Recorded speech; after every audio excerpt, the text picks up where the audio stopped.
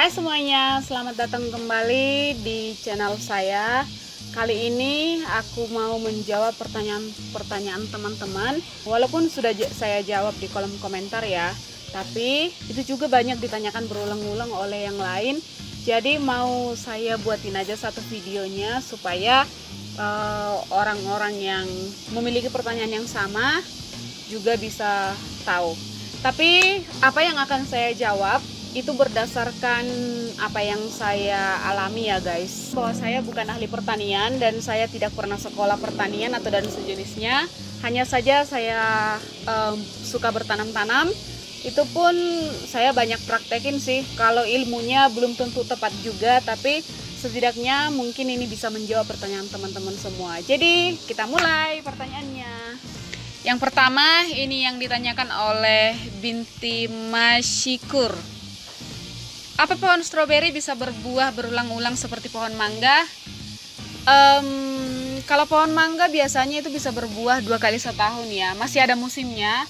Tapi kalau stroberi lebih baik dari situ, karena kalau stroberi itu biasanya akan berbuah berulang-ulang, tergantung dari perawatan kita, nutrisi tanahnya, media tanamnya, dan juga jenis stroberinya.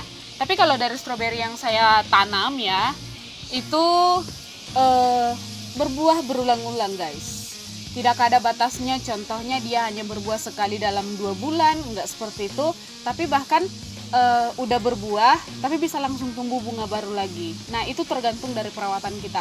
Perawatan di sini itu mencakup dari pemeliharaan tanamannya, kemudian pemupukan, kemudian membuang sulur dan juga daun-daun yang tua gitu. Jadi penting banget ini perawatan dan juga nutrisi tanamannya supaya stroberi kita bisa berbuah berulang-ulang. Oke, semoga bisa menjawab ya. Pertanyaan selanjutnya dari Abu Nurairah. Di mana lokasinya Mbah? Saya tanya dari Semenanjung, Malaysia. Hai dari Malaysia. Kalau saya tinggal di Sumatera Utara, tinggal di daerah sekitaran Danau Toba, dan perlu saya beritahukan bahwa di tempat kami cukup sejuk, jadi bukan dataran rendah ya, ini dataran tinggi. Oke, pertanyaan selanjutnya dari Eni. Kak mau tanya, mengatasi daun stroberi yang pada berlubang gimana ya? Kalau stroberi yang daunnya berlubang, biasanya sih saya abaikan, karena biasanya daun berlubang itu disebabkan oleh ulat yang memakan stroberi kita. Jadi kalau masih bisa diantisipasi atau masih di batas yang nggak parah-parah banget ya dibiarin aja. Kalau saya sih biarin. Tapi kalau misalnya sudah saya lihat banyak ulat nih di tanaman saya, biasanya saya basmi. Kalau masih satu-satu ya saya biarin aja sih, mereka cari makan. Toh nanti feses, mereka kan mengeluarkan feses tuh. Nah fesesnya bisa lagi jadi pupuk. Gitu deh guys. Terus pertanyaan dari Eni juga, Kak saya mau tanya, kan stroberi saya baru pindah tanam. Kalau sore suka layu, sedangkan pagi enggak. Padahal udah saya siram 2 kali sehari. Gimana caranya agar enggak layu ya Kak? Nah untuk kita ketahui bersama, biasanya kalau stroberi yang pindah tanam itu jangan langsung ditaruh di tempat yang terkena sinar matahari secara langsung dengan jam yang banyak ya. Saya biasanya 1-2 hari itu saya taruh di tempat yang teduh dan saya siram, tapi disiram juga nggak kelebihan air ya, biasa aja gitu, secukupnya aja. Nah jadi kalau tips bagi teman-teman yang mau pindah tanaman stroberi supaya tanamannya nggak gampang layu terus nggak mati gitu. Nah saat pindah tanam akarnya itu jangan sampai banyak yang keganggu. Jadi biasanya kalau saya pindah tanaman stroberi, tanah yang media tanam yang udah ada di stroberi itu sebelumnya, itu ya saya pindahin aja semua ke tempat yang baru, nggak diganggu gugat akarnya, supaya dia nggak butuh waktu lama lagi nanti untuk adaptasi terhadap media tanam, akarnya terhadap media tanam, jadi bisa cepat tumbuh dengan baik gitu. Terus pertanyaan selanjutnya ini dari Agung Maulana. Ukuran polybagnya berapa Mbak? Nah kalau sebelum-sebelumnya memang saya pakai polybag ya. Tapi kalau sekarang saya lebih banyak menggunakan pot, karena pot plastik. Karena kalau polybag itu biasanya masa pakainya hanya sekali 2 kali gitu, langsung robek. Nah, jadi sekarang saya banyak pakai pot. Tapi pot yang saya miliki itu rata-rata mempunyai diameter itu minimal 20 cm dan juga tingginya itu juga minimal 20 cm. Karena apa? Fungsinya adalah kita kan nanam stroberi pengen menikmati buah yang banyak, pengen stroberi kita berbuah terus-menerus gitu. Nah, jadi saya menggunakan pot yang berukuran sedang sampai besar itu supaya media tanam nanti yang dibutuhkan untuk tanaman stroberi terus berbuah itu cukup. Jadi nggak perlu sebentar-sebentar udah ganti media tanam gitu, nggak perlu. Itu bisa bertahan beberapa bulan, bahkan bisa bertahan hampir 1 tahun untuk media tanam yang sama. Jadi saya sarankan yang mau menanam stroberi itu menggunakan pot yang berukuran sedang sampai besar. Bisa sih pot kecil, tapi maksimal hanya 1 tanaman aja dalam 1 pot. Selanjutnya dari sejarah kita dulu. Sejarah apa ya? Pakai pupuk apa, Mbak? Saya pakai kalau untuk media tanam sekaligus juga pupuk. Saya pakai biasanya pupuk Mabar, itu per karung per goni, tapi ya cukup mahal.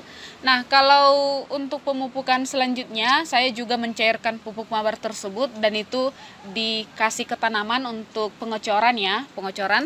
Nah, tapi kalau sekali-sekali ini saya pakai pupuk NPK, itu saya cairkan dulu, kemudian nanti bisa dibuat pengocoran. Selanjutnya, umur berapa bulan stroberi bisa berbuah? Sudah pernah saya buat di video saya, 28 hari itu udah mulai berbunga dan bunganya udah mekar gitu. Jadi rata-ratanya ya 2 bulan setelah dipindah tanam, tapi bisa lebih cepat dari situ, bahkan bisa jauh lebih cepat dari situ, tergantung dari nutrisi tanaman kita dan juga perawatannya. Selanjutnya dari Yulia Sari, Kak, gimana cara buat tunas kentangnya?